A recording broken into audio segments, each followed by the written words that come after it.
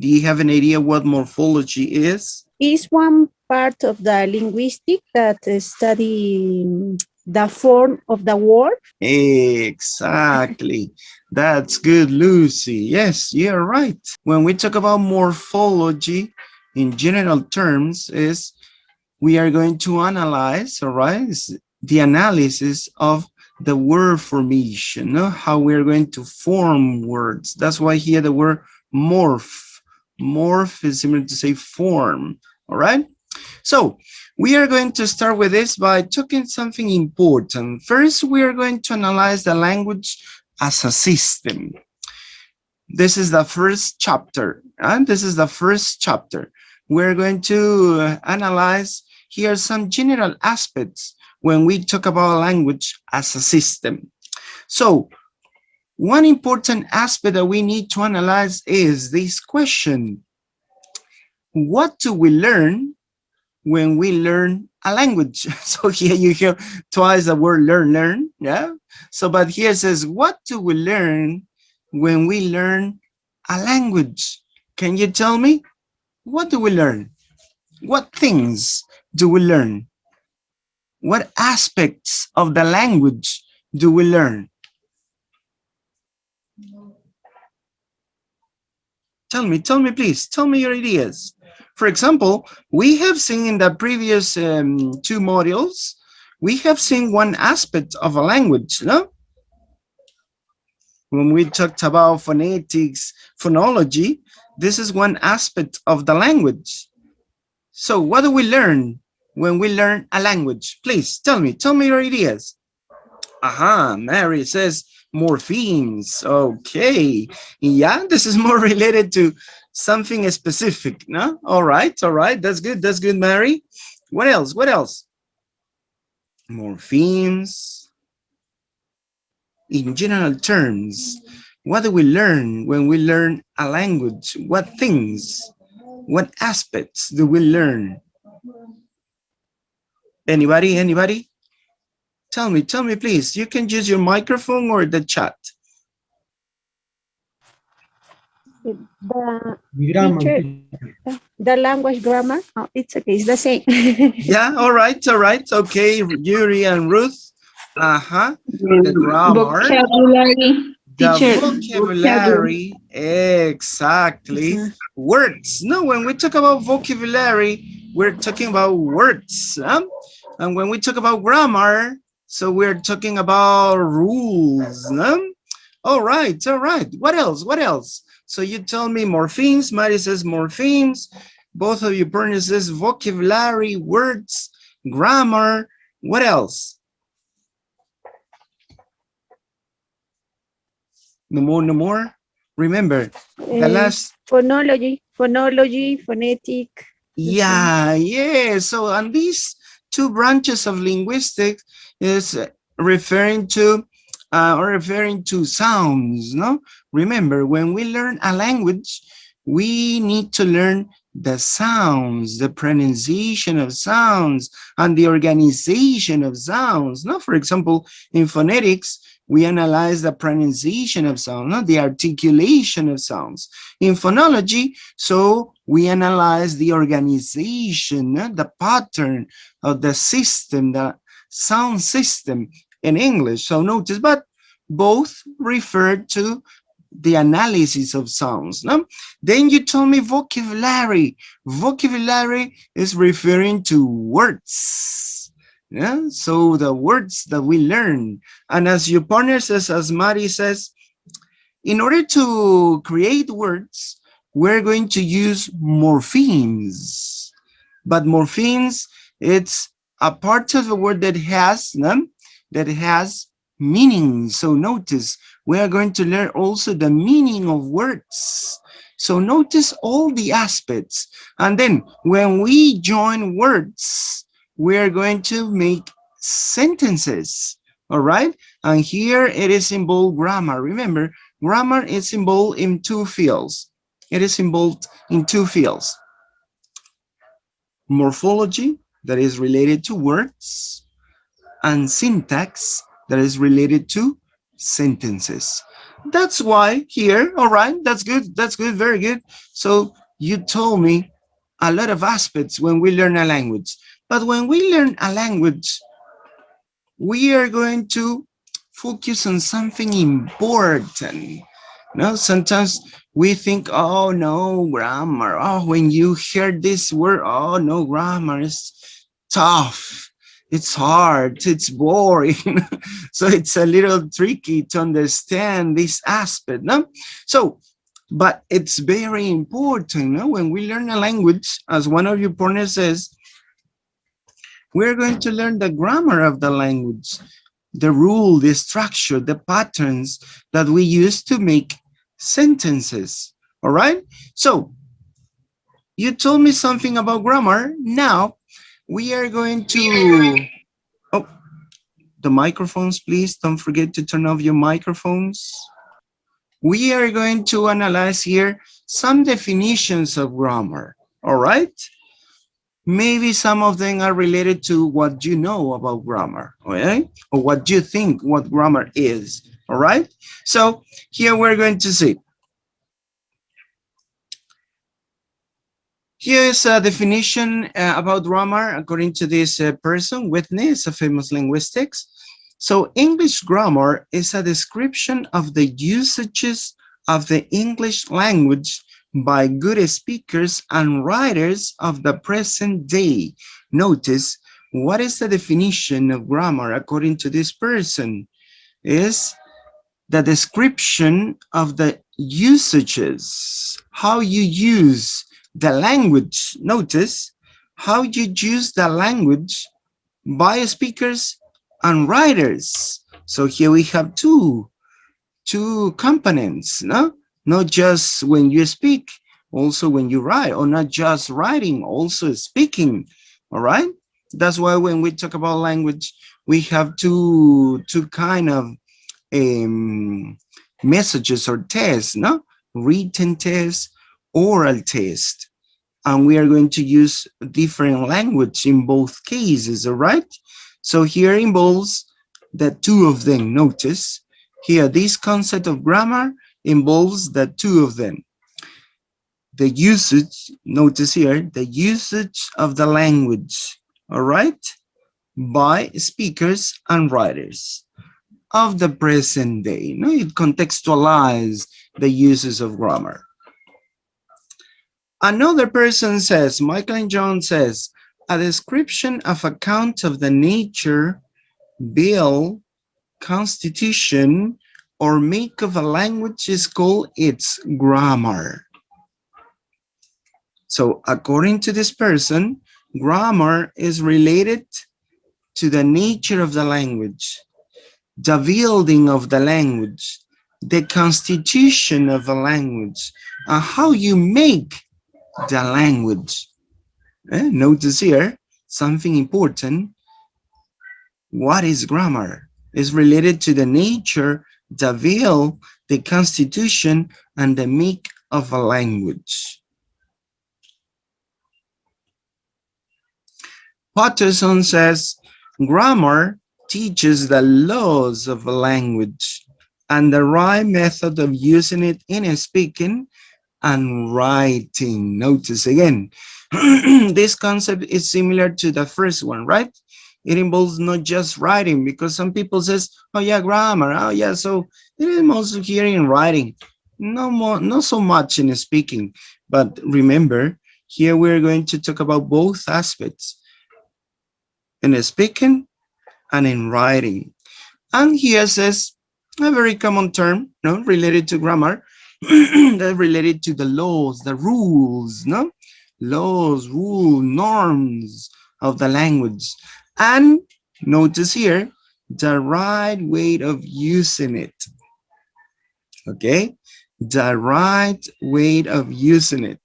Then we are going to analyze in the next slides, and we are going to analyze different approaches of grammar. All right, but here you have this definition of grammar, no? The right method of using the language, of using the rules of the language when you speak and when you write. Another person says, Abbott says, grammar is the science of letter, hence the science of using words correctly. Notice here the person says, referring again to the right use of the language, no, the correct use of the language. That's why here says the science of using words correctly. That's why here says the science of the letter.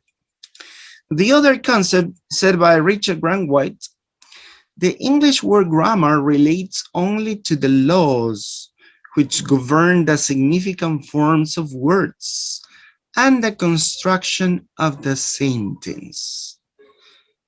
Here you have another one, not just the rules. These rules apply to the construction of the sentence. And also it talks about the significant forms of words. So the meaning of words. And with this meaning of words, you're going to construct, to build, to make a sentence. And the last part says, grammar describes how we combine, organize, and change words and parts of words to make meaning. Notice here, what is the definition here of grammar? How we combine, how we combine, organize, and change words and parts of words to make meaning. So when we talk about grammar, remember, we are going to take into account two fields of linguistics. That's why we start talking about grammar, because you could ask, oh, teacher, but this is not morphology. What is grammar? The first topic, because grammar is related to morphology. Grammar is, in general terms, the join of morphology and syntax. That's why we are starting talking about grammar, right? Because here it says how we combine, how we organize, and how we change words. And notice, or part of words. So this is related to grammar. To make meaning, to create sentences. This is syntax. All right? So we are going to join these two fields of linguistics to produce the grammar of a language. No? Not just the rules to make sentences. No. Here you have to also analyze the rules how to make words. How we make words. This is the grammar too. That's what I told you before. It's the the composition. It is composed by these two fields of linguistics. So morphology, that is the first one, and then we pass to syntax. That's why we start talking about grammar, no? Because you could ask, no, teacher, but grammar, no, you told us that this is morphology. No, maybe you were asking that, but remember that it has a relationship with morphology. This is like the introduction, no? The general aspect of the structure of the language. So let's continue.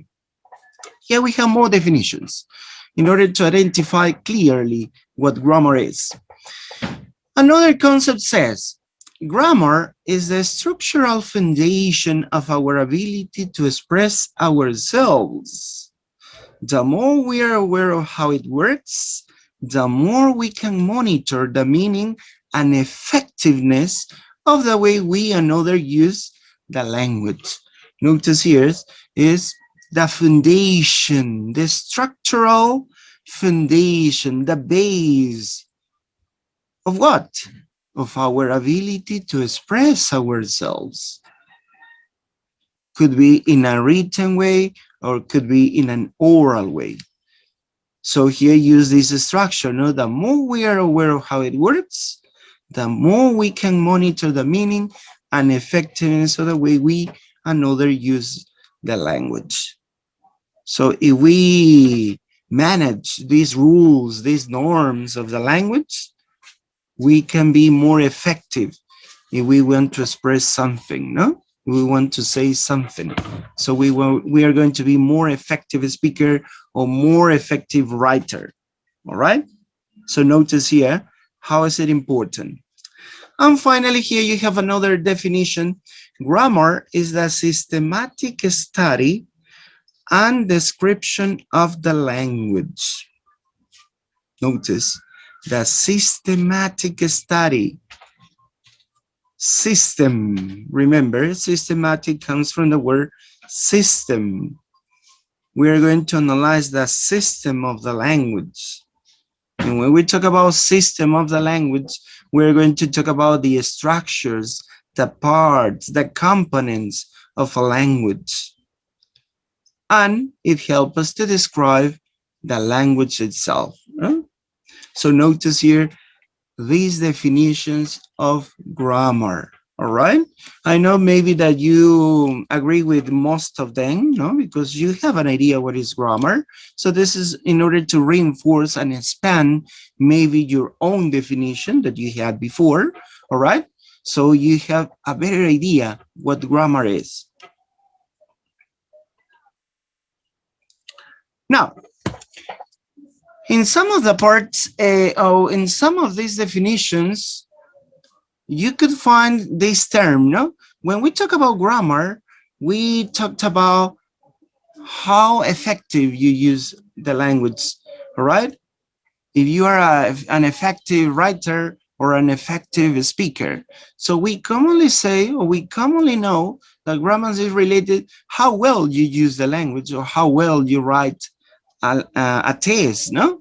This is mostly known, no? This is mostly known by us.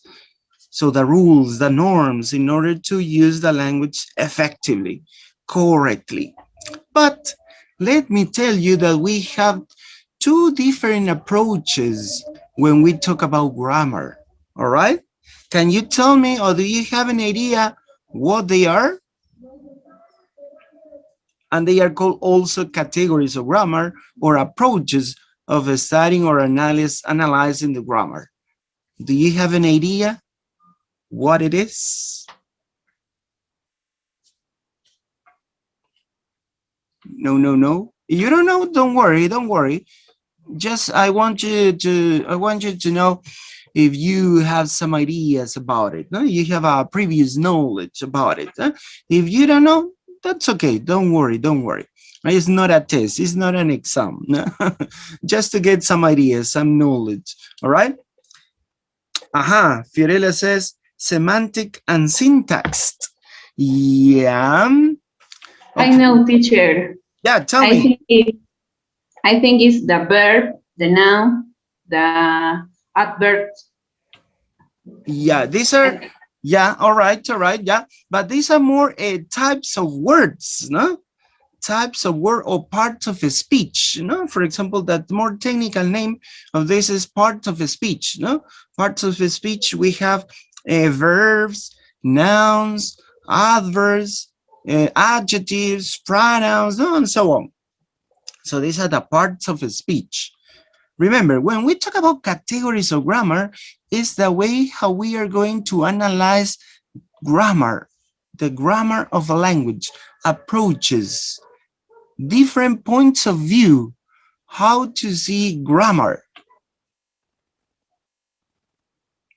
For example, let me give you a simple example according to our context. We are English teachers, right? Most of us are English teachers. So we always use the grammar rules to teach our students, deductively or inductively, but we teach them how to use the language effectively, right? This is one approach of grammar. Notice, this is one way to talk about grammar. And this is the most known, no? When you hear grammar, teacher, grammar is referring to the rule, norms, how to use the language effectively, correctly. This is grammar. But notice that there is another way how to analyze, how to see grammar. Let's see. Here you're going to see, what are these two approaches or categories of grammar? One of them is the descriptive grammar. And the other one is the prescriptive grammar. Descriptive, prescriptive. What do you mean by descriptive? Let's take apart this grammar word. Grammar, no grammar, just descriptive. What is that? Descriptive. It means that you are going to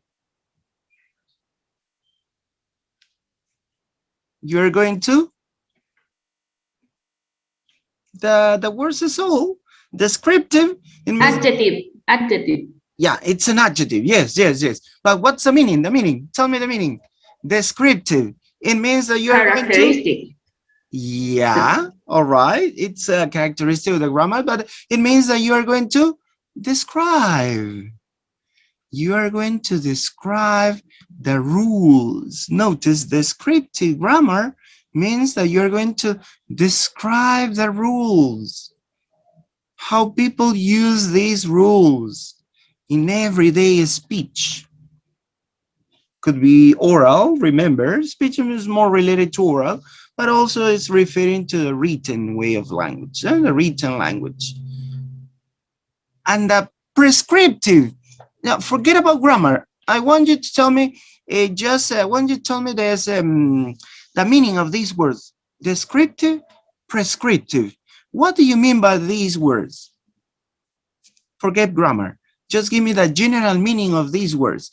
As I told you before, the first one, descriptive, means that you're going to give a specific details, not specific characteristics of something. It means that you're describing something, right? Giving some details, giving some characteristics, as one of your partners says. And what about prescriptive?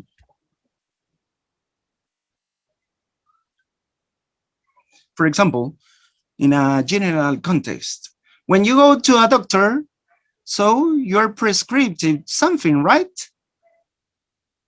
You're prescribed something to do. If you want to get over, you want to get well, right? If you're sick, you go to the doctor and the doctor prescribe you something, right? Things that you need to do to get better or to feel well, not to get over.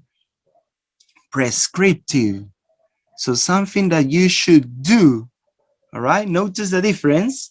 Descriptive, prescriptive. Descriptive, you just describe what's going on, what happens, giving details, giving characteristics, that's it. Prescriptive is when you say something that you should do or shouldn't do. No, it depends on the context. So notice here, we're going to analyze these two approaches. Remember, these are approaches or categories of grammar. So we have a descriptive grammar and a prescriptive grammar. Let's start with the first one, the descriptive grammar.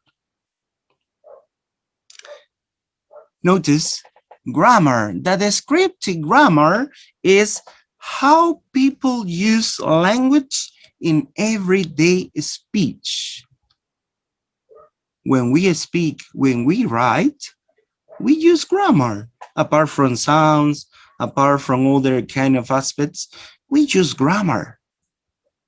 So how people use the language in everyday speech. Remember, this is the descriptive grammar. How our language works. And it's part of our natural language. All right? Notice here, what is the descriptive grammar? How people use the language in everyday speech, how our language works, and it's part of our natural language. So the language that we use commonly, all right, every day. So we use the language, we use some structures naturally. Notice, naturally. This is very important to understand, naturally. Let's pass to the other side. Prescriptive grammar. What we are told, notice, what we are told, we should not do with language. We should do or not, shouldn't do with the language. We are told, notice here, we are told what should or should not do with the language. Determined by some notion of authority. Notice, for example, no, in our language, we have an institution, no? We have an institution which commands some rules, some norms into our language, no? So every language has an institution which commands or which gives rules to some uses of the language, no? So for example, in our case, we have La Real Academia, no? Here, this institution give us, no, it's not possible to use this word, or now it's possible to use the word, it's admitted to use this word, or it's admitted to use this structure, no? And notice that language is changing. So some structures appear, some structures disappear. So, but it is ruled by an authority. So the authority tell us, no, you don't have to write these two words together. Oh, no, you don't have to hyphen here. Oh, no, it's not permitted to verbalize this word. So notice, oh, now, yes, it's permitted. So notice this authority, it's always checking if the language is used correctly or not. And we need to follow these rules. But on the other side, the descriptive grammar, no, is the language that we commonly use every day. And sometimes this descriptive grammar, all right, influences in the prescriptive grammar, no? So at times, some structures that we use every day are accepted by the authority, no? And then you can use this as a well-structured pattern, no? So notice here the two approaches of grammar. Remember, descriptive one and a prescriptive one. Let's talk more about it. Must be explicitly learned. Notice, this is what we learned. The other, no. The other is natural. You acquire it, all right? You acquire it. So here we can identify, or we can differentiate acquisition and learning, no? Something that you acquire naturally. Nobody teach you how to write it or how to speak it, if it is good or not. You just acquire it, and that's why here it says naturally, the language that we use, all right, every day. And on the other side is something that you must learn, all right? For example, we as teachers, we are more in this approach, in the prescriptive one, no? Because we need to correct some mistakes from our students. Oh, no, this is not correct. You need to add the letter S to the verb because it's third person singular, present simple. This is the rule, no? This is the rule. So we are more engaged to the prescriptive grammar because we are teaching to the student the language, and they are learning this language. They learn these rules, all right? So let's see. Let's talk about more about these 2 points. Let's start with the first one, the prescriptive grammar. Prescriptive grammar, as we have seen, this is what most people think of when they think of grammar, no? As I told you before, when you hear the word grammar, this is how to use the language correctly. No mistakes. You have to use it well structured, follow the rules. No, this is what you have in mind at the first time. No, focus on the right way of speaking or writing. So the focus of this approach is to speak well and write well, effectively. Composed of many rules that must be memorized. Notice, you must memorize these rules, these norms, these patterns. Often taught in a school, no, as I told you before. So the teachers, no, of a language, so use this approach. No, they use this approach because you need to correct some mistakes from your students, all right? And you teach them how to write the language correctly. Now, let's pass to the other one, the descriptive grammar. What is that? Describe, and notice, descriptive, describe, just describe. You don't have to give rules, no, just describe. Describe how people actually use the language.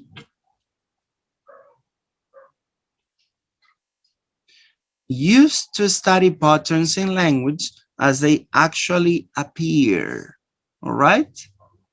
How they are used, you just describe it. Okay, so you analyze the language. Oh yeah, these people are speaking this way, or these other people are speaking this way. So you just use this approach to study this pattern in language as they appear, all right, as they usually appear. No set rules to reflect the ways that languages constantly change, all right?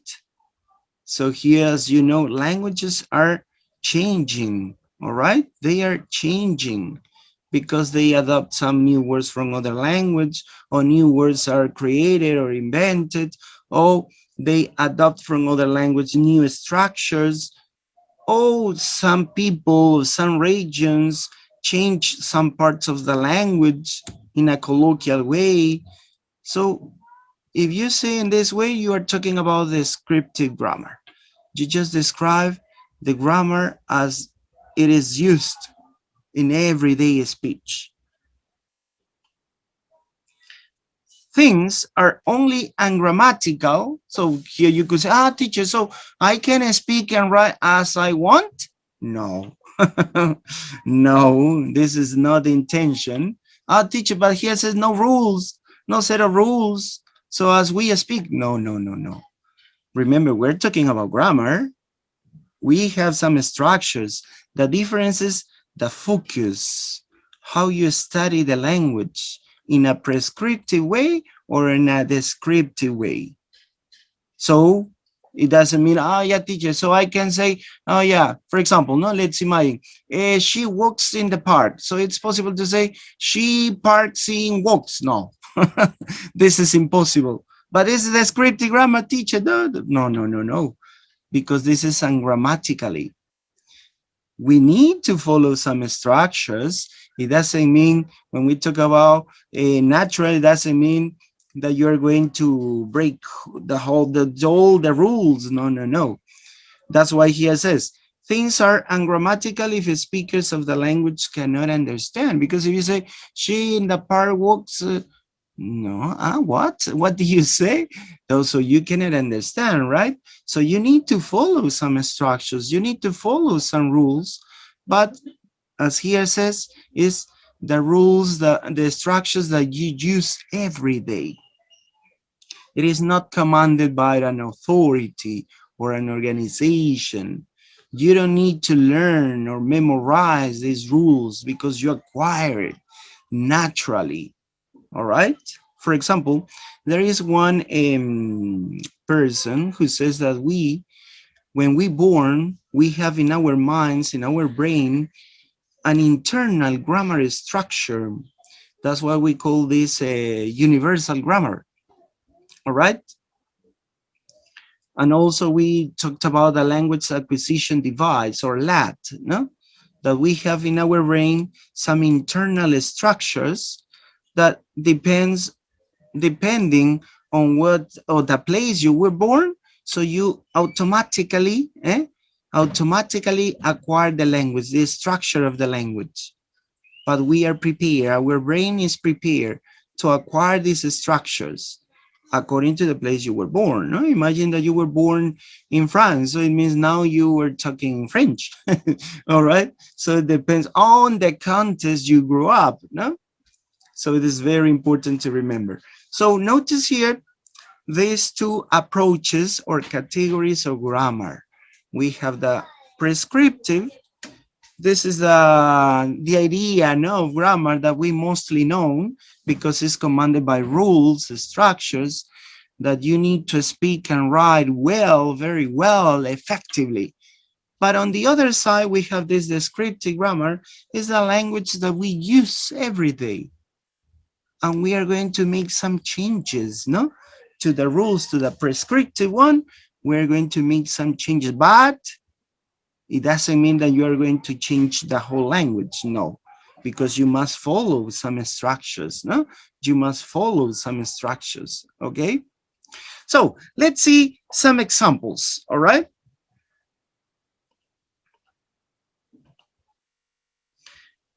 Here you have a very common example. Sometimes we don't know, oh, teacher, me, I don't know exactly. For example, here you have the difference between I and me.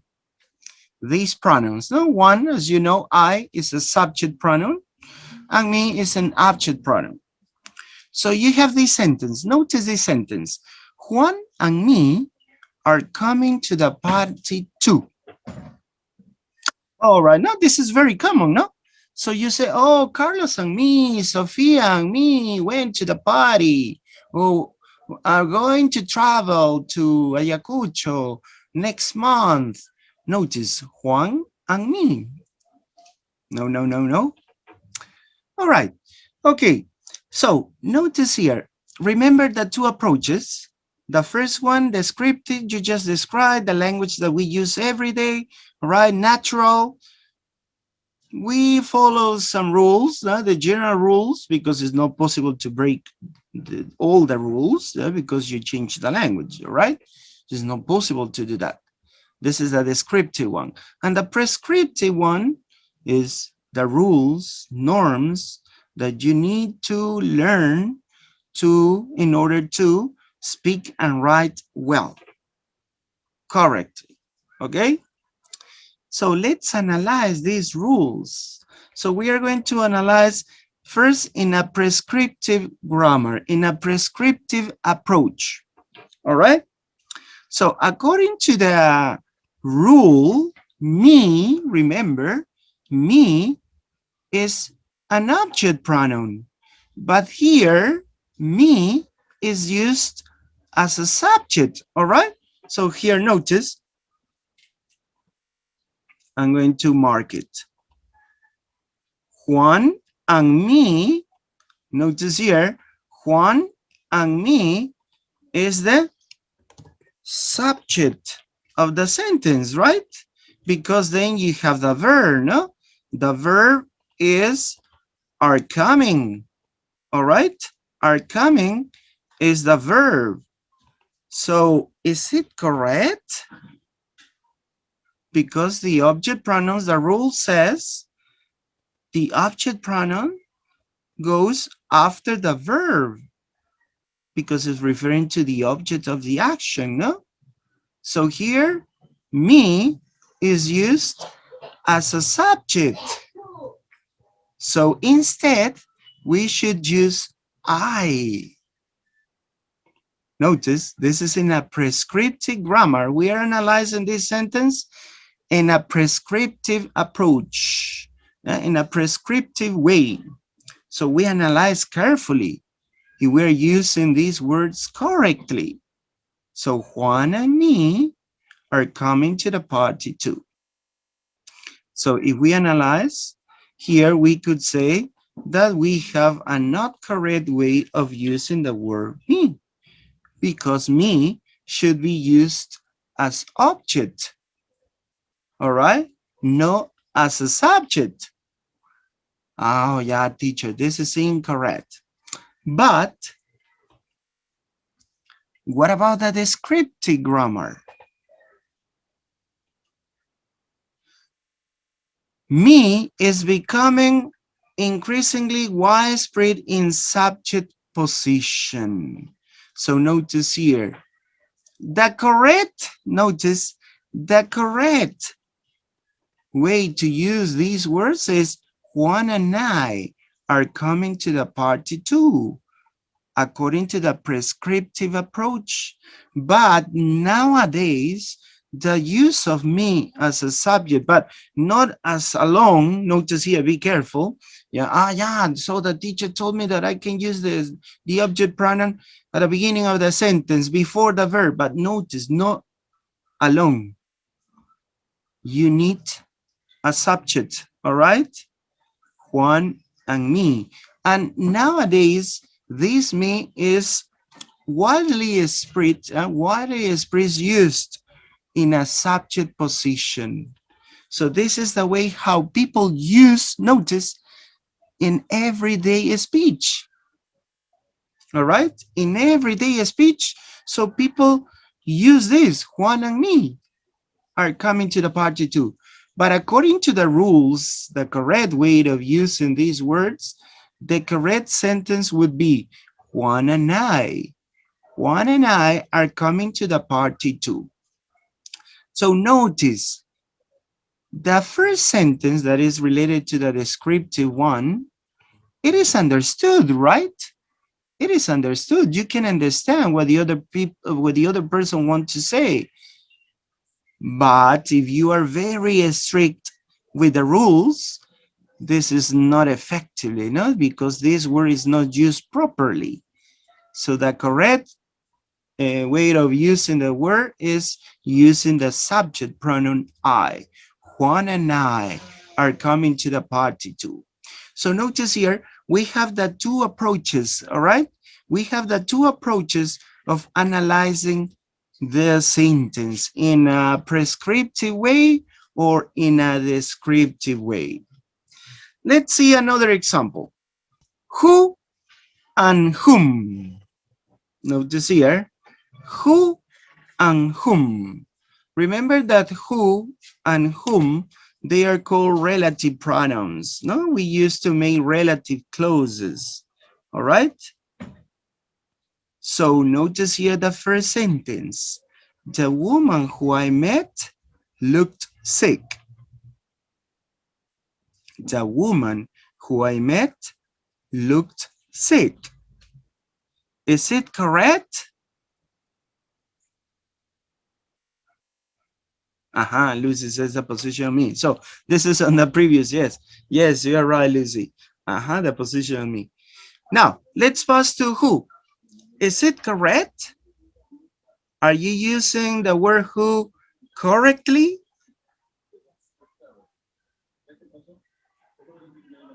Yes or no? Tell me, please. Don't be afraid, don't be afraid.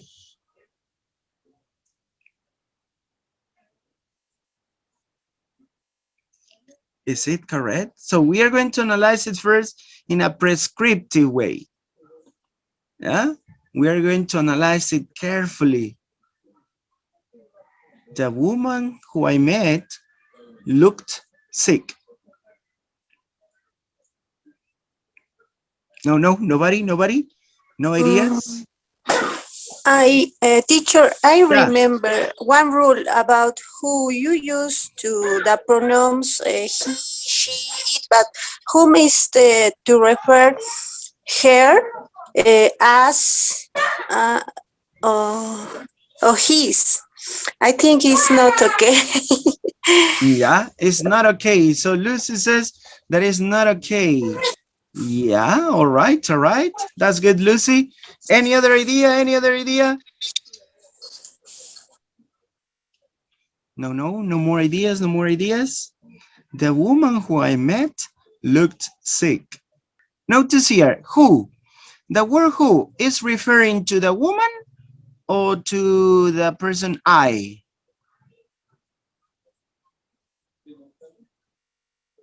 Notice here, who is referring to the woman or I.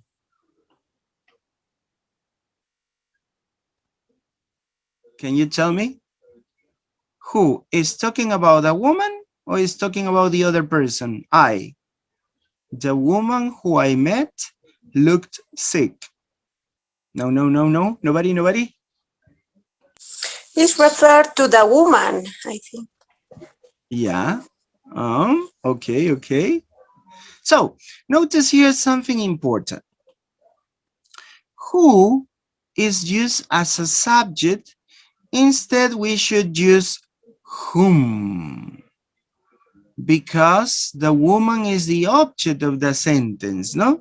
For example, you say, I saw a woman, she looked sick. So the woman is the object of a sentence, not a subject of a sentence. But here you are using who as the subject of the sentence. So it's not correct to use who here. The correct word to use Here is whom, because whom is used when you talk about the object of the sentence. Object of the sentence, I'm not talking about object as a thing. No, no, no, no, no, no. Remember, when we have to analyze a sentence, we have the subject, the person, something who did or does something. Then you have an object, no? The person, thing, which receive, no? Receive the action. So don't get confused, yeah? When we say object, object, a thing. No, no, no, no necessarily. It could be a person too, all right? I saw a woman. I is the subject. Saw is the verb. Woman is the object, all right? I saw a boy. So I is the subject. Saw is the verb. The boy is the object, and the object of the sentence. Don't forget it. So here, the woman is the object of the sentence. It's not the subject of the sentence. So in this case, it's not properly used the word who. The correct one is to use the word whom. All right? The woman whom I met looked sick.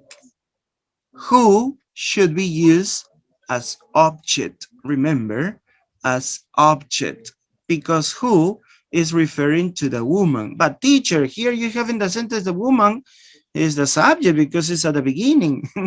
You can say that, no? But teacher, the woman, this is the subject who I met looks sick. But remember that this is a relative clause. This is a relative sentence, no? So we join here two sentences. The sentences which we join is I met a woman, she looked sick. So I met a woman.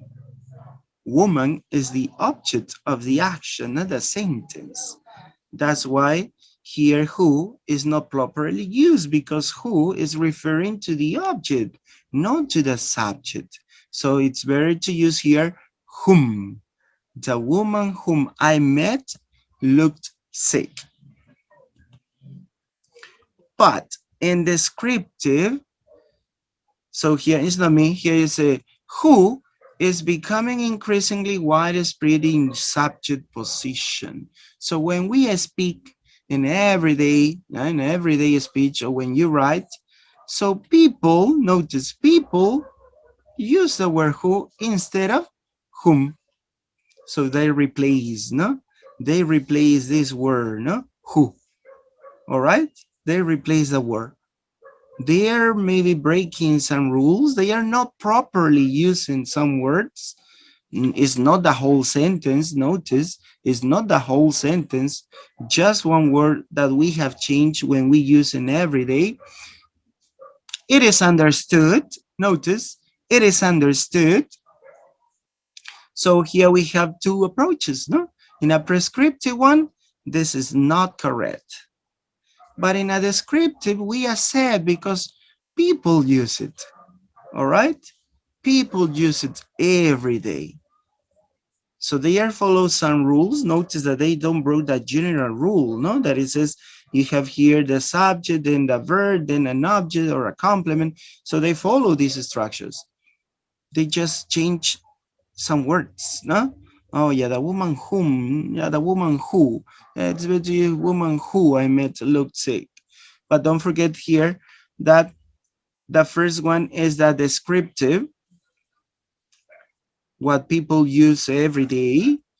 And the other one is the prescriptive, so the correct, not the right way to use this word, no? The woman whom I met looked sick, because whom is referring to the woman, and the woman is the object of this sentence. So here don't follow the order, no? Because you could follow the order, but teacher goes, so how is it? The woman is at the beginning of the sentence. How could it be the object? Notice here, you have to analyze the complete sense, the complete meaning of the sentence. Who is the person who did the action? I. The woman didn't do anything, right? She received the action. The person who did the action is the person I. I met a woman. I is the subject of this sentence. The woman is the object, the person who received the action. Maybe it's confusing because you can see it at the beginning of the sentence, no? So you can get confused with the teacher. Come on, it's not the object, it's the subjects. It's before the verb, it's at the beginning of a sentence. Now notice that you can change the position of the object in a sentence, no? It will usually happen with a passive voice, no? For example, in a passive voice, you can change the object as a subject, but it's the function of the word is the object. It doesn't change. You just change the position of the word, but the function of the word is the same. All right. When you say, oh, for example, you can say, no, Christopher Columbus discovered America. Yeah, we think, no, we think that Christopher Columbus discovered America, no, because there are other theories that says that is not really true, no? Other people discover America first, but well, we have been taught this, no? That Christopher Columbus discovered America. So Christopher Columbus is the subject, the person who did the action. America is the object because they received the action. But in a passive voice, you change this structure and you say, America was discovered by Christopher Columbus. Ah, teacher, America now is the subject and Christopher Columbus is the object. Yeah, it seems to be, no? It seems to be because of the position, but the function doesn't change. America is still the object of this sentence because America didn't do anything. You just change the focus of the sentence. Something similar happens with this sentence, no? Because you can get confused. Teacher, no, come on. The woman is at the beginning of the sentence, the subject. No, it's not the subject, it's the object. Because there is another person that did the action. That is I. In this case, I is the subject. Because this person did something. This person met the woman. All right? So don't get confused. So notice here, what is descriptive and what is prescriptive? Let's see another one. Oh, yeah, this is again. Yeah. Let's see this. Now, in a short conversation, notice, here in the previous one, we analyzed just words. Now, in a conversation, look at here. Hello, how are you today? I'm doing well, thank you. How are you? Oh, I'm well, thanks for asking. Notice the first conversation, I'm going to remark it. Notice the first conversation, that is the prescriptive one. You can see that all the words are used properly, correctly, right? Hello, how are you today? And the other person says, I'm doing well, thank you. How are you? Oh, I'm well, thanks for asking. Notice all the structures, patterns, and words are used correctly. And this is what we teach our students, right? We teach our students these kind of structures. So our focus is on the prescriptive way of language. Now, let's pass to the other one. The other conversation. Notice here you have changes, huh? You have changes on the structures. Notice here, instead of saying, hello, how are you today? So the other person says, hey, what's up? Or when you write a chat, for example, for WhatsApp, notice the third column. Hey, what's up? Notice how you change the language, the structure. Hey, what's up? This is in a speaking way. And the other, you break some rules here, no? You contract words. Hey, what's up? And the other, I'm doing well, thank you. How are you? And the other person says, not much. What about you? And notice the other one, the third one, nothing, WBU. This is more used in chatting, no? When you chat with friends, no? Teenagers use a lot this kind of language, no? Using acronyms or some letters of the words, no? So they change here the form of words, all right? Nothing, notice, without G, without the letter G. And what about you becomes 3 letters, WBU. What about you? Notice here. And the last phrase, I'm well, thanks for asking. The other person says, oh yeah, I'm good, thanks. And the last one, nothing much. Notice, the first one is the prescriptive grammar. So with all the words used correctly, the structures are well formed. You use more complex structures. But on the other side, you simplify, no? You use simplification. Hey, instead of saying hello, hey, how are you today? What's up? What's the matter? What's going on? No? So notice you change the structure, but not completely. No, it's not correct. Up, it's what? You don't say that, right? Up is what? No, no, no. So you say, what's up? No. So you follow some general rules. No, what? Then the verb and then a complement. No, what's up? And the other, you break the other rules, but in general, you're following some rules too. No, hey, what's up? So notice, this is the difference between prescriptive grammar and descriptive grammar. Prescriptive is how well, how correct you use the language. All right? It is learned. It is taught. On the other side is just a description of the uses of the language, how people use the language. And you acquire naturally, all right? Maybe you hear, no? Maybe imagine that you travel to the USA or Great Britain, London, you hear from people, oh, what's up? Oh, what is that? Oh, yeah, this is similar to how and you start using it. All right, okay, yeah. So you acquire it naturally. It's something that people use every day. But don't forget, so it doesn't mean that you're going to break all the rules in a language. No, no, no, no. Because we're talking about grammar. We're not talking about any other thing, grammar. And grammar is related to rules. Some acquire in a natural way, others acquire in a more technical or analytical way. No? Oh, the microphones, please. Don't forget about the microphones. All right, so notice here these two approaches. Remember, these are the two approaches of analyzing the grammar, no? In a prescriptive and a descriptive way. Let's continue.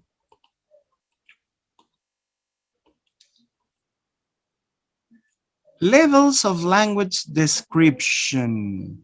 We're going to describe the language, and we have seen some of them.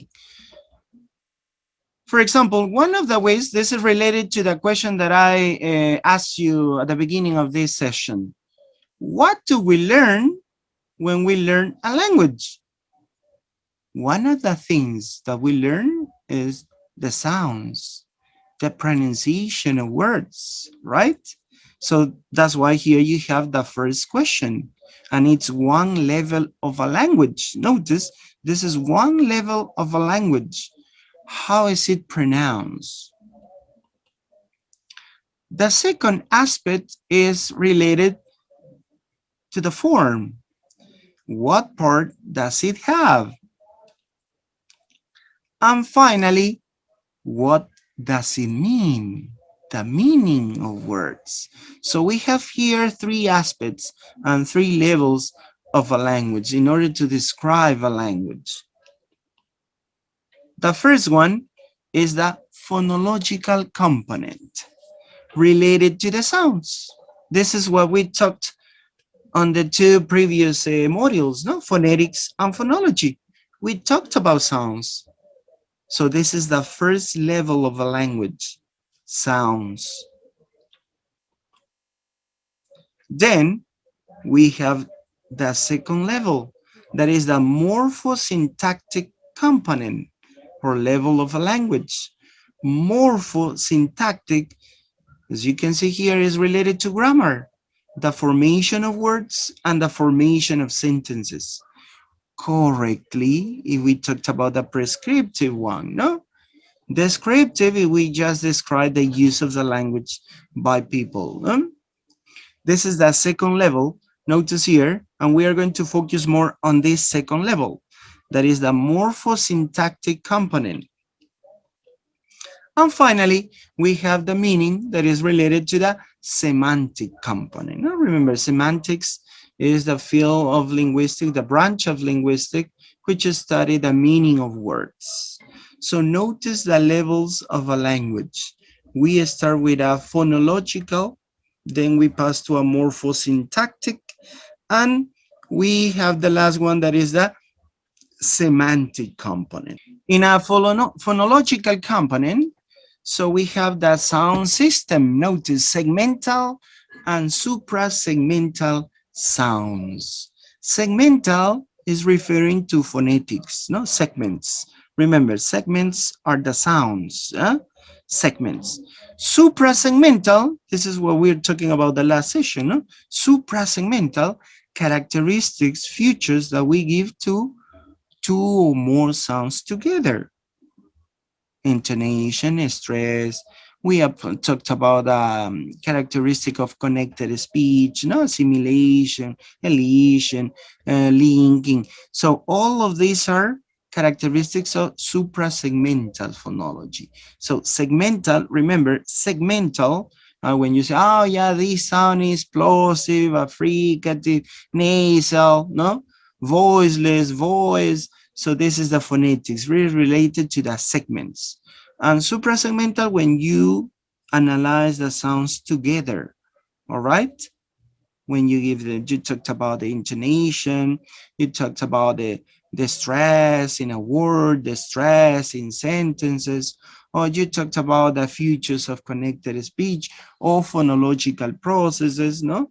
Which are the assimilation, elision, linking, intrusion, gemination. No, we have seen a lot of them. So this is the phonological component, all right? Then the semantic component that is related to the meaning of words and sentences. For example, you have woman. What's the definition of woman?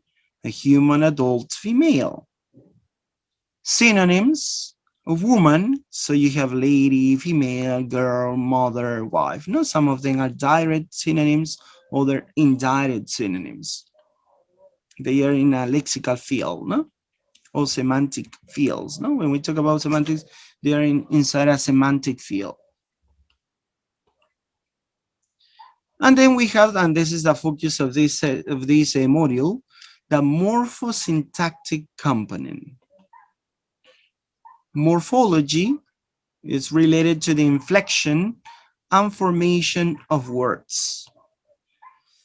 Inflection, this is a term related to morphology. Inflection is related to some parts of a word that we use to give some grammatical characteristics, grammatical functions. Here you have one of them when we talk about plurals. No, in English, you know that in order to make plurals, regular plurals, because we have two types of plural, no? Regular plural and irregular plural. So when we talk about regular plural, so we commonly know that we need to add the letter S. No, we need to add the letter S. Book, books.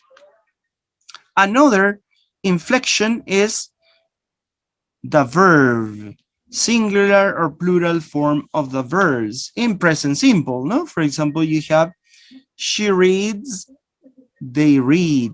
So again, you need to add the letter S in a singular form, no?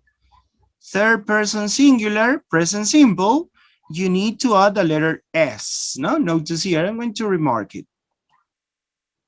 So book, books, so you add the letter S. She reads. Notice you add the letter S, all right? So we call this inflections. Remember, inflection. So we are going to add some parts to the word, but these parts that we add has a meaning, but a grammatical meaning. Oh yeah, books. Oh yeah, this is a plural. Notice when you see the S, you know that you're talking about a plural thing, no? Oh yeah, books. Ah, plural. Yeah, because you have the S. So the S means plurality. Notice this letter S has a meaning, but it has a grammatical meaning. It doesn't have a concept, a definition, no? So please tell me the definition of S. You don't have any definition, but it has a meaning. It has a grammatical meaning. Ah, teacher, yes, the S means plurality. What about the second case? She reads. Ah, the letter S, notice just this small letter, small part, is not a complete word. It's just a letter S. Ah, teacher, yeah. Yeah, this is a verb, but this verb is in present simple. And it's in the third person singular. Notice, you are giving grammatical information. This letter S is giving us grammatical information. And it's related to morphology. That's why we are talking about grammar. All right? Because when we talk about grammar, we're going to analyze the formation of words and the formation of sentences. The formation of words, morphology. The formation of sentences, syntax. So here we're analyzing the formation of words because it's related to morphology. And the first two cases, remember, the first two cases are inflection. Don't forget about it. This is inflection.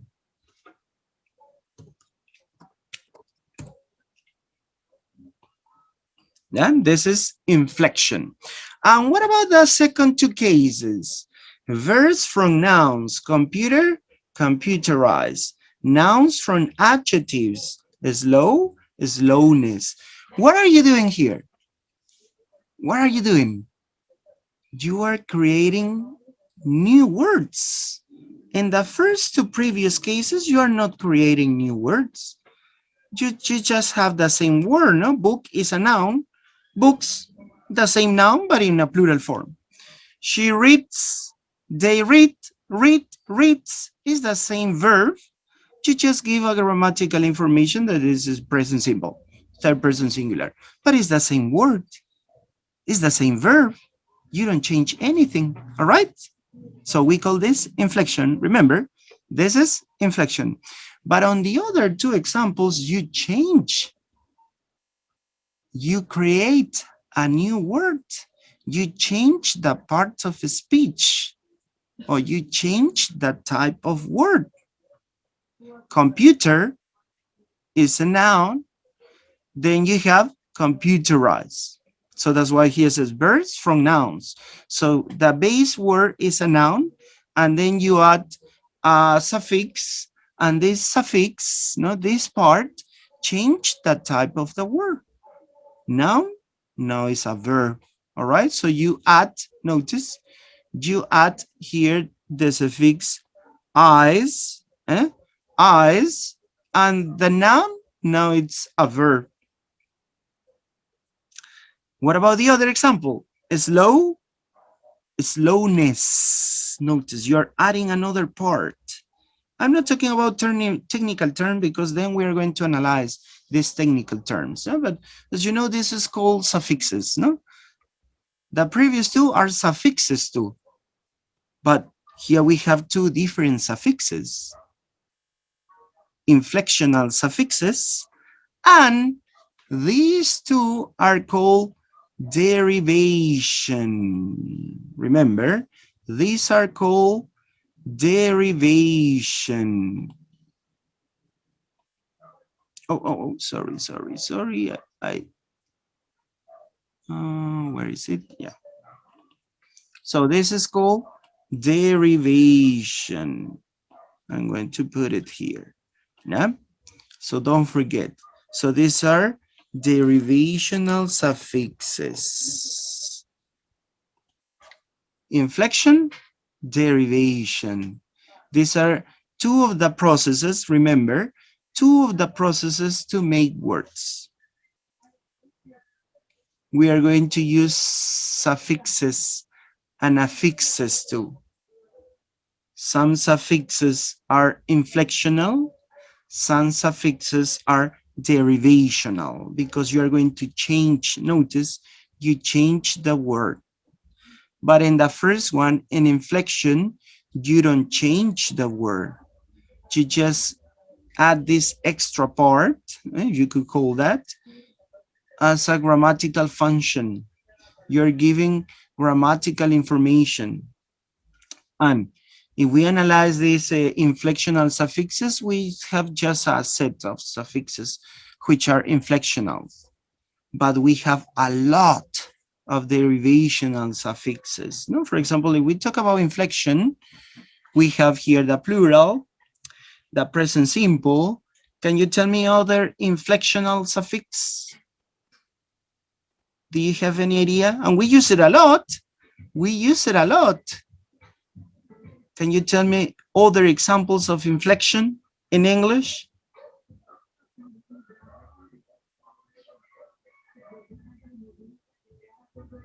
Any idea? Any idea? Examples of inflectional suffixes?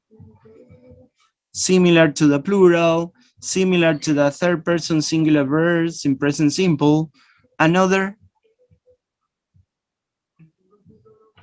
We use it a lot. We use it a lot.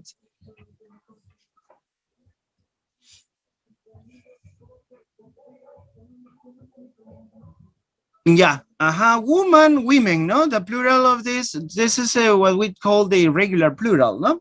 This is the irregular plural. Yeah, but it's plural. We are not changing the inflection. Other example of inflection. Woman, women, yeah, this is plural. So we are going to change, no? We are going to change the word. We don't add a specific suffix, but we are changing the word.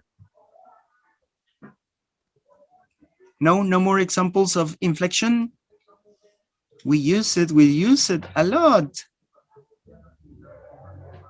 This is very important when we teach the language to our students.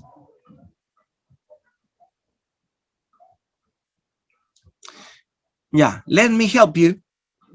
Yeah, this is plural, yeah. Other example, no plural. Forget about plural.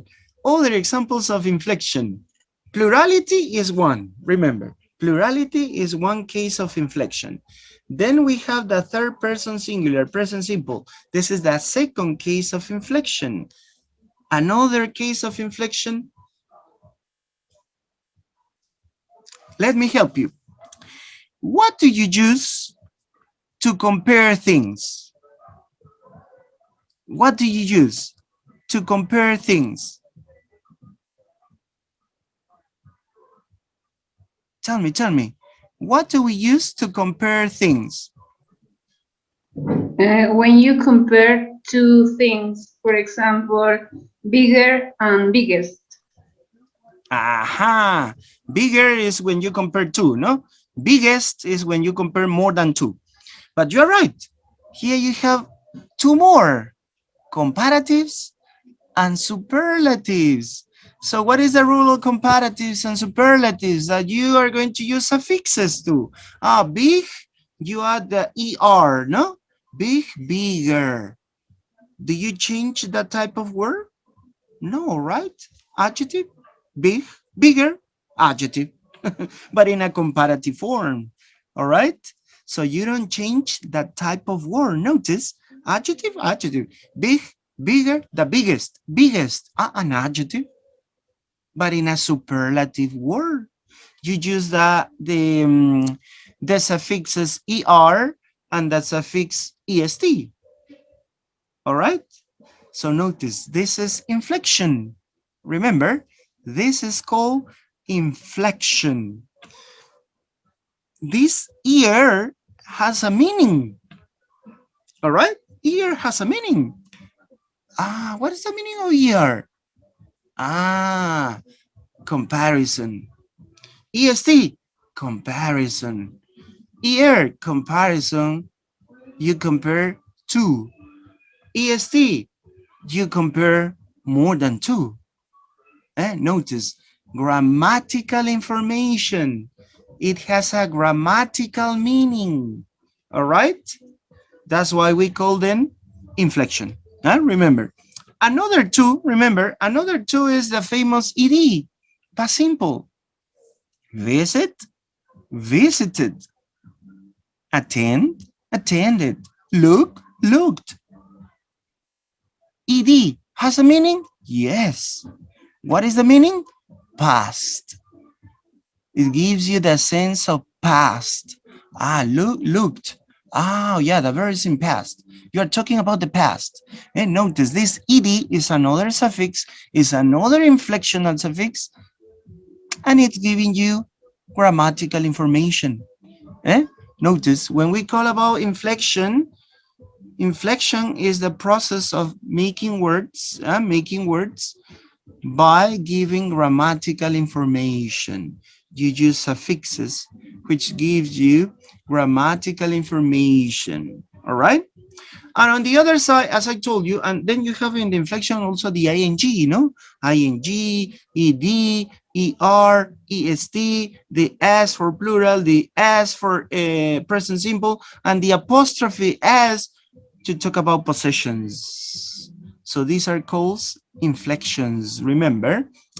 On the other side, we have the derivational suffixes. What does it mean?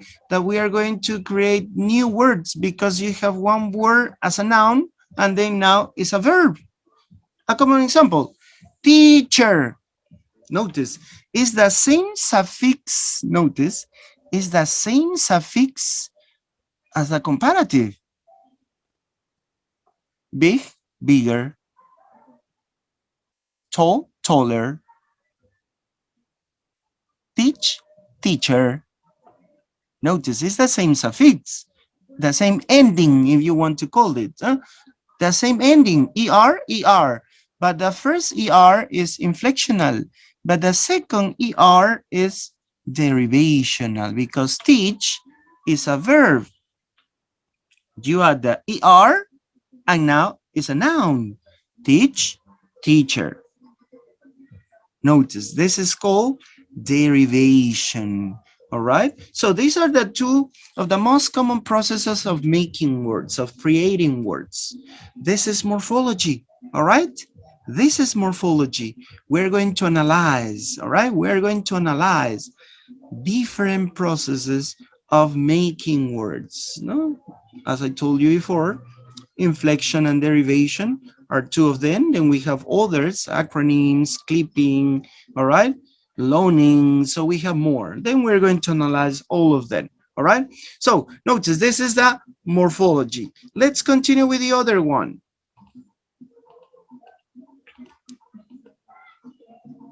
Syntax. Syntax is the combination of words into phrases. That's why we call morphosyntactic, no? Morphosyntactic. Morphology, formation of words.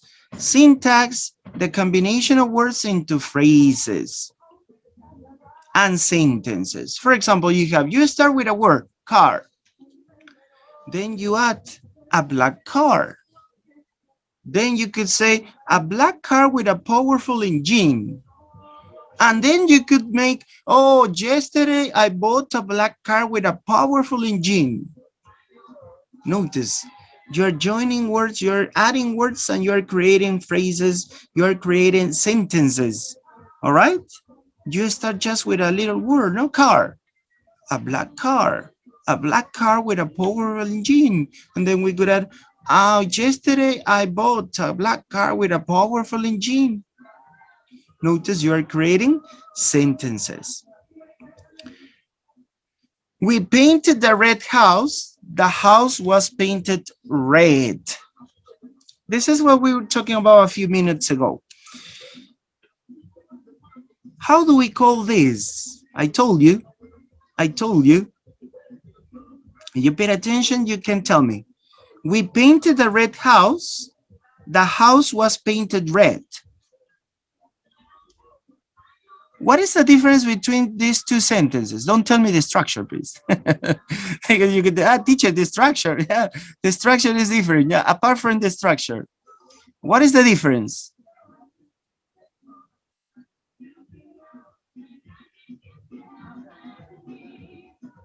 Tell me, tell me. Now we have a background music. Tell me, please. What is the difference between these two sentences? We painted the red house. The house was painted red. A question. The meaning is different, No, Lucy? no, no, No. but is the passive voice one example of the passive voice? Yes, here we are talking about the voice. Active voice, passive voice. No, the first one, the first sentence is in a active voice. Remember, this is active voice. And the second one is the passive voice. And notice here, active, passive. What is the difference? The focus of the sentence. In an active voice, remember, in an active voice, the most important is the person who does or who did an action. So here, the most important in the first sentence is the people, we. We painted the red house. So this is the most important here, the subject. But notice what happened in the passive. As I told you, but teacher, the house is the subject because it's before the verb. Yeah, according to the position, it could be the subject. But according to the meaning, it's not the subject. It's the object because the house didn't do anything. Who did the action? The people, right? The people painted the house, not the house painted by itself. It's impossible, no? So the object of the sentence is the house, but you change the position of the object because now the focus is different. Now the most important thing in this sentence is not the people, is not the subject, is the object or the action itself. That's why you change the position, but the function is not as a subject. It is still the object, but you change the focus. You are giving more importance to the object than to the subject. And if you notice, disappear, the subject is disappeared. Where is we? There's no people. There's no subject. The house was painted red.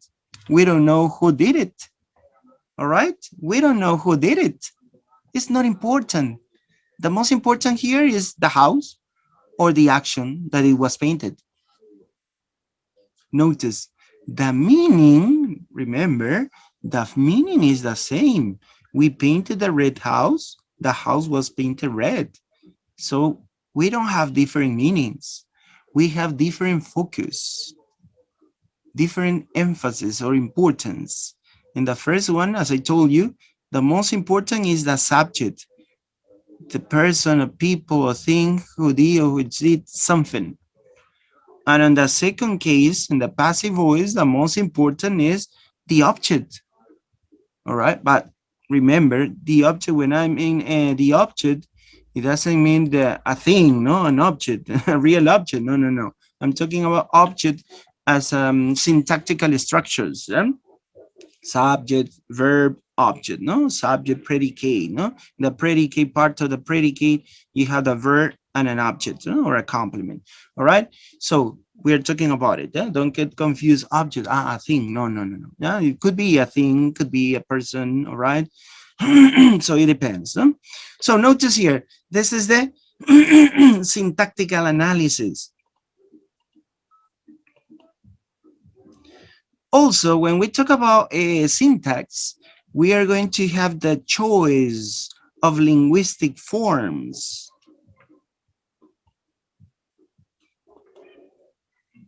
For example, this is a common example, no? When we use the correct tense. For example, we constantly check, no? We constantly check. As a teacher, we constantly check these parts in our students, no? If they are using the correct tense. Oh, no, no, you're not using the correct tense. No, if you talk about arrangement, you have to use the present continuous. If you talk about plans, you need to use going to, no? If you want to talk about predictions, you use will. And notice, this is referring to the choice of linguistic forms. I have been watching that series. I have watched that series. What's the difference? Teacher, one is present perfect continuous and the other is present perfect simple. Yes, but why do we use in the first one present perfect continuous and in the second one present perfect simple? The use. You know that in most of the cases, in some cases, these two tenses are similar, no? Because both talked about an action which started in the past and continues up to the present, right? This is the general use of the present perfect. No, it's a connection. It's a tense which connects the past with the present, but in a different way. When we use the present perfect continuous, we emphasize that the action is not over yet, hasn't finished yet. You're still doing, and maybe in the future you are going to continue doing that. All right. But when you use the present perfect simple, it means that it's an action which started in the past and you continue up to the present, but now it's over. All right. So here you have a small difference.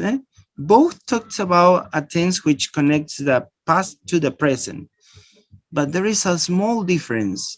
Another difference between the present perfect continuous and the present perfect simple is the focus. No? The present perfect continuous emphasizes more in the action and in the duration, how long you have been doing something. No? For example, you say, I have been waiting for you for hours. I have been waiting for you for hours. So you emphasize on the action and how long have you been doing now? For hours or for a long time, for 3 hours, for 2 hours, for 4 hours. Notice you emphasize on the duration or the action itself. But when you use the present perfect simple, you emphasize on the result. For example, you could say, I have written 2 poems this week. The result. What is the result of this action which started in the past and continues in the present? 2 poems. I have written 2 poems this week. And notice here, it's an action which started on Monday, for example, and today we are Saturday or Sunday, so the week is finishing. So during this period, from the past until now, you wrote 2 poems. So you talked about the result. It's an action which started in the past and you continue doing that in the present. And you focus on the result. I have written 2 poems this week. Or I have read 2 books this month. Notice here the connection present and past. So this is syntax too.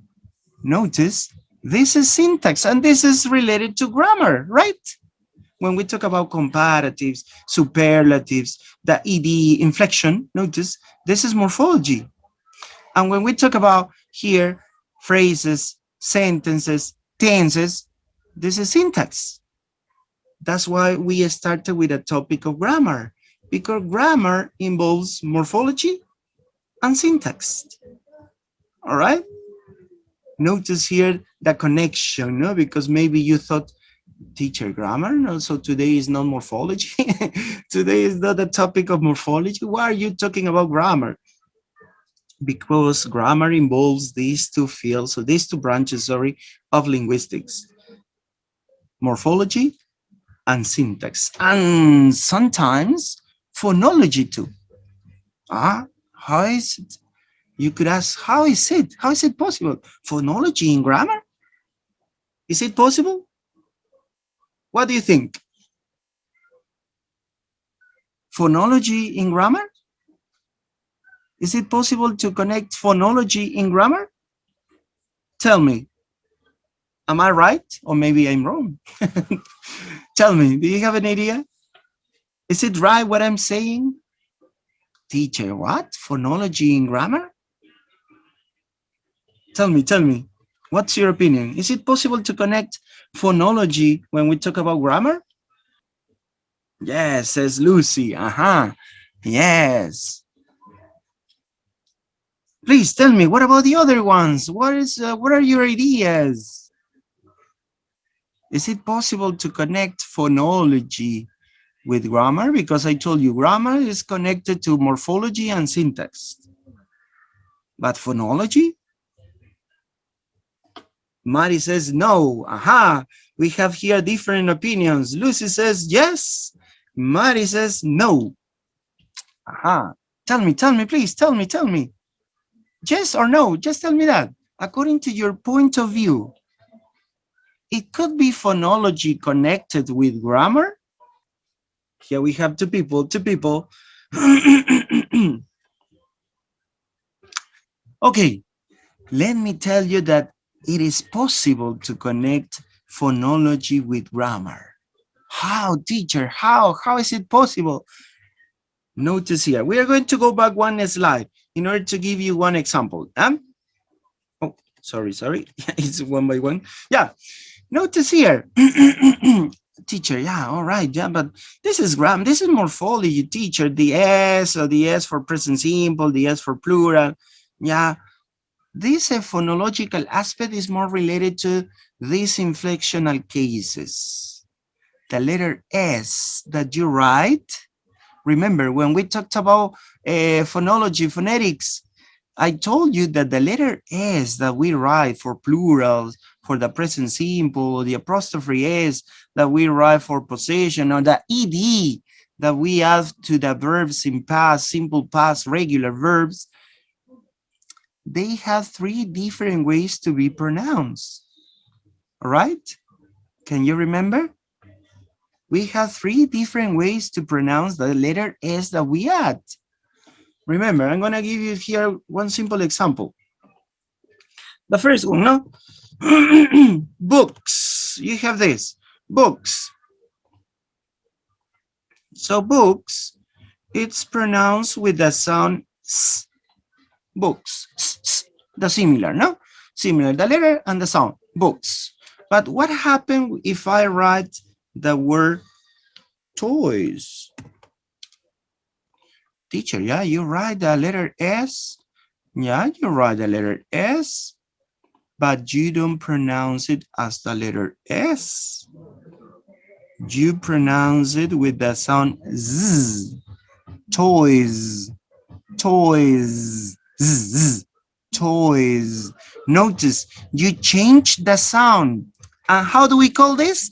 Assimilation, progressive assimilation. Notice, this is a grammatical aspect that is called plurality, but it's related to the pronunciation, because when you pronounce these words, they are going to be pronounced differently.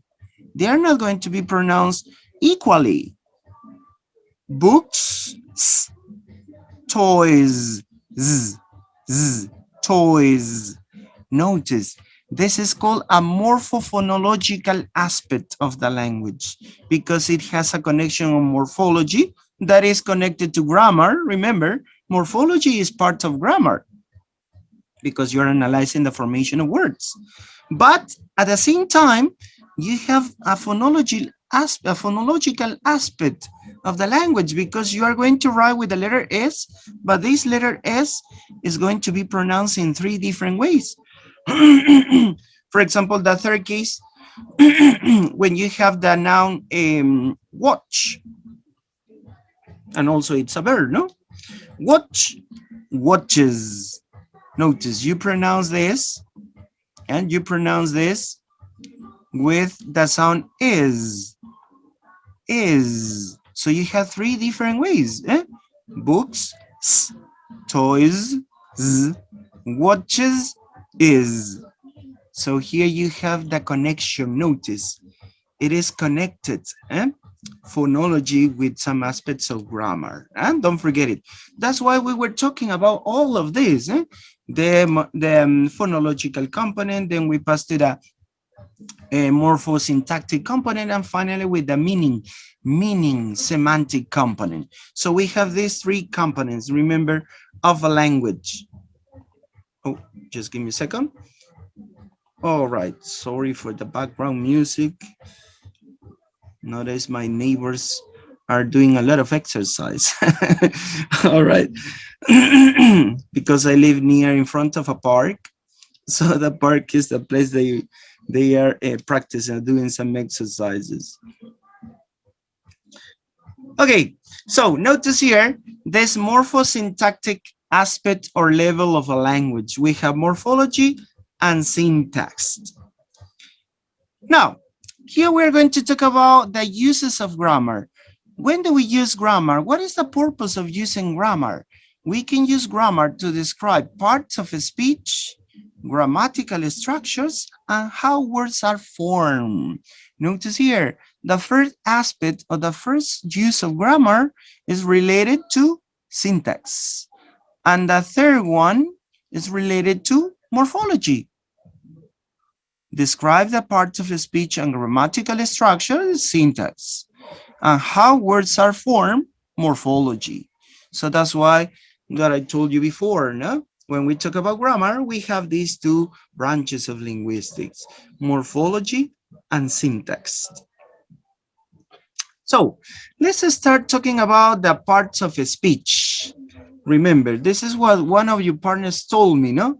Noun, verbs, adjectives. Remember, we are going to call this parts of a speech. Remember, parts of a speech. So each word has some functions, no? As you know, each word has some functions. The verb, what is the function of the verb? To show an action or a state. No, remember, we have these two, actions or states. No, when we talk about states, feelings, emotions, no? These are the states. No? So an action, yeah? So you do some actions, not active. So that's why sometimes we call active verbs and static verbs. No? Active verbs refers to actions. Static verbs refers to states. So here you have write, sleep, and so on. Now, let's continue with the adjective. An adjective is a word whose main syntactic role is to modify a noun or pronoun, giving more information about the noun or pronoun. No, this is very important to remember, no? The function of an adjective is a word which qualifies a noun or a pronoun. For example, you have pretty, nice, tall. Then we pass to the noun. What is the noun? Noun, the function of a noun is to name or label things. Real things in the world, imaginary things, things that are only ideas, and things that are individually named.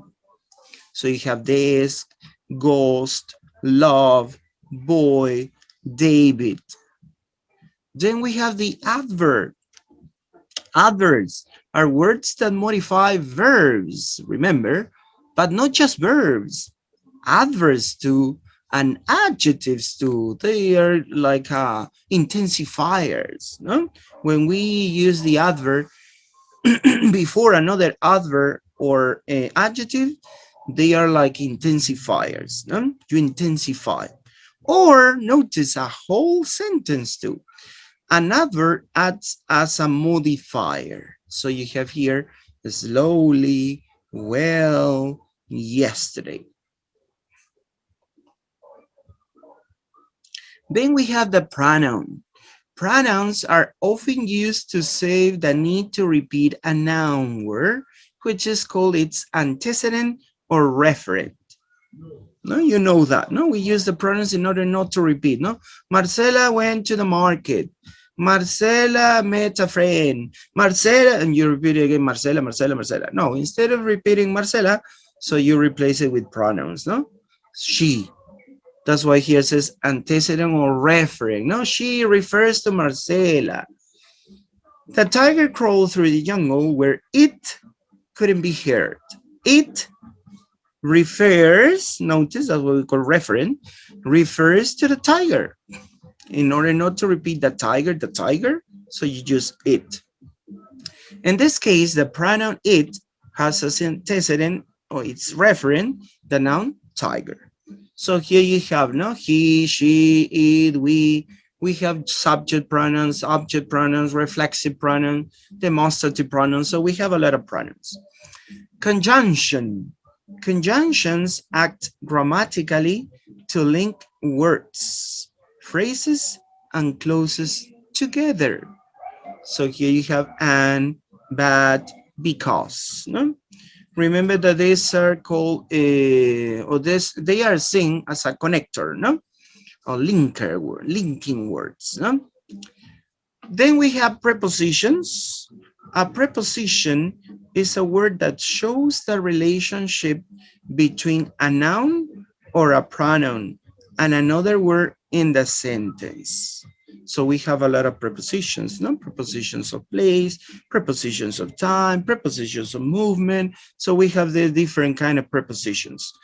In, on, under, through, by.